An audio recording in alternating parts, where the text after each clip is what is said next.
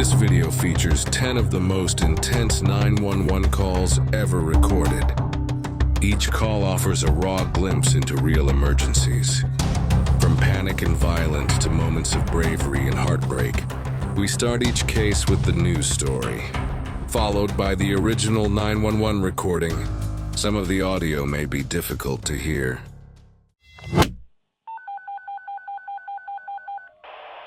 Now we do want to get right to some breaking news this morning out of Moscow, as classes are canceled for the University of Idaho today following the deaths of 4 students. Nicole Hernandez live in Moscow right now. Nicole, you've been there for an hour or so now. What are you hearing from police this morning?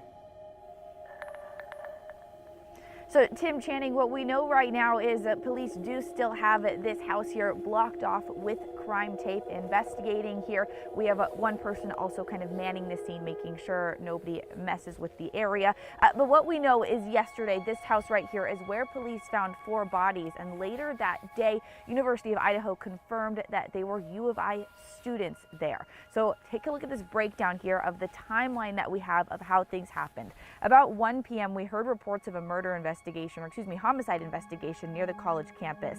An hour later, the school put out an alert on social media. It said Moscow PD is investigating a homicide on King Road. They asked the community to stay away from the area and shelter in place as a precaution. Around 3 in the afternoon, Crime 2 arrived in Moscow. Neighbors said most people living in this area are part of U of I Greek life or are students.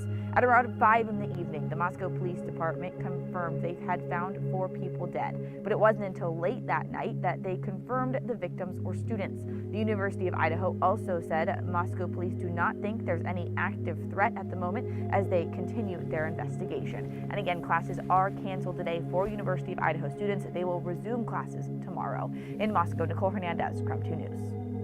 Now, last night, the University of Idaho released a statement. President Scott Green says, in part, an event of this magnitude can understandably have significant impacts on those left behind. As vandals, we must come together and lift each other up.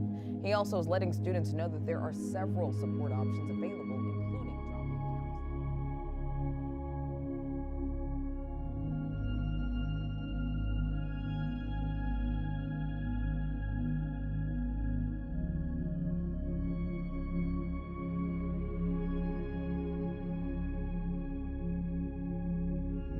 Now, before we head to break, we have now the chilling, newly released 911 calls made on the day 4 University of Idaho students were brutally stabbed to death. The audio reveals the chaos and confusion among the callers who realized at least one of their roommates